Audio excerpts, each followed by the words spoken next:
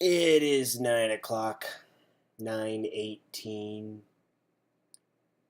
I'm so tired. I wake up every morning at 4 o'clock so I can do some editing on the next RPG project. That makes it hard to record videos at night. It makes it hard to do anything at night.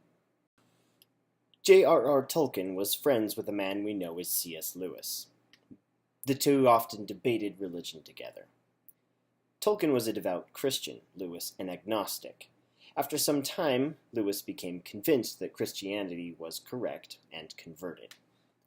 Both these men went on to write the novels that we know them for, and both used their religion as a source of inspiration in their works. However, Tolkien did not approve of how direct Lewis's allegories were. He believed that such explicit metaphor bordered on blasphemous. It was such a heated topic between the two that they ultimately ended their friendship over the matter. I tend to agree with Tolkien.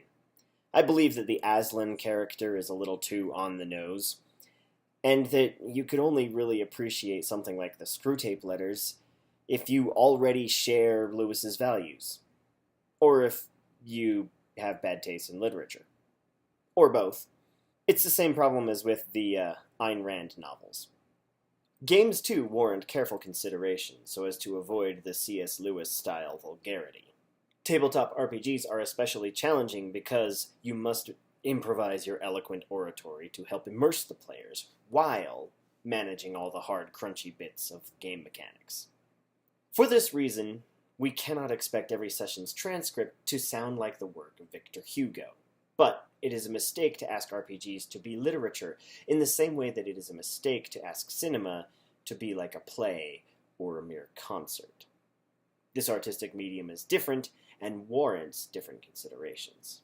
In film school, they drill into your head, "Thou shalt not have voiceover exposition," because cinema is not literature, and you can't just throw words into people's ears and expect that to be a good movie. Similarly, words are not gameplay. I will always encourage the increase of your craftsmanship and performance skills. Better oratory, better voice acting, better crafted miniatures on the table. These are all fine skills to have, but we must always remember that they are not gameplay. You may be playing D&D, and your players might come up with some clever plan to sneak up on the big bad guy through the ethereal plane. You could warn them in the vulgar C.S. Lewis way, saying, "It is possible to be seen on the ethereal plane." Or you might be more subtle about it, having them find the spell components for the true seeing spell, laying around somewhere in the bad guy's lair. That is mushroom powder, saffron, and fat. Just in case you were wondering. Conveying more of the story and more of the details through the mechanics of play is the more subtle, less vulgar way to go about the storytelling. Another really good example is this book. This book has no front. Its title is only visible on the spine here. Yeah, see that? It's called "Do Not Let Us Die in the Dark Night of This Cold Winter." Yeah, it's a bit of a chore. A little document by Cecil Howe. It's actually a quite immersive experience.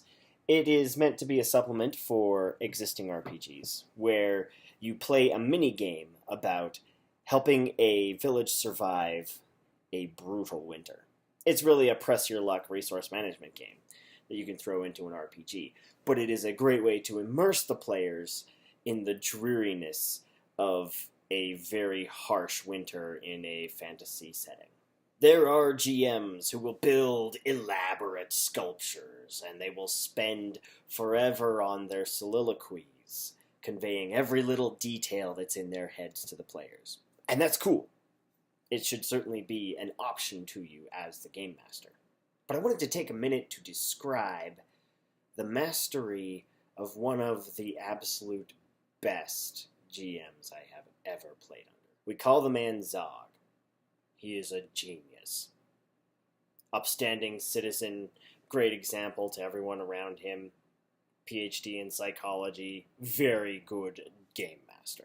Zog was always very immersive, and he never really seemed to achieve it by doing like cartoony voice acting the way a lot of GMs tend to.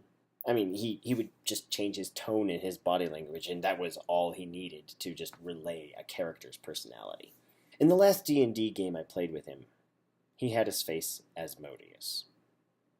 He did a fantastic job of making even the noobs, who had no idea who Asmodeus was, absolutely terrified of this being.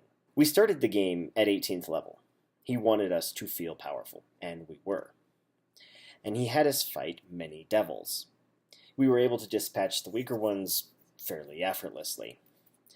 But we soon learned that there were some devils we simply couldn't face, even at 18th level. The fights that we got into weren't just a fun romp with the dice. They were a communication method. They were there so that when we finally met Asmodeus, we had a sense of the scale. We never saw stats for Asmodeus, and we did not get a 10-minute soliloquy as to why he was super powerful and unspeakable evil. All we needed was a few fights that we couldn't win, and then an encounter where we saw, surrounding us, all these devils that we never had a chance of beating. And they were humbled. They gave deference and obeisance to Asmodeus. Bam! We knew we were in over our heads. Not because we were told, but because we had experienced it. Because we saw through our own choices that we were in over our heads when we were fighting these little guys, and they are all terrified of this dude. That's the sort of thing that we need to be doing when we make our games. We need to be conveying to players through the things that they will do. We need to be conveying to players through the game that they will be playing. That is our first and most important mode of communication.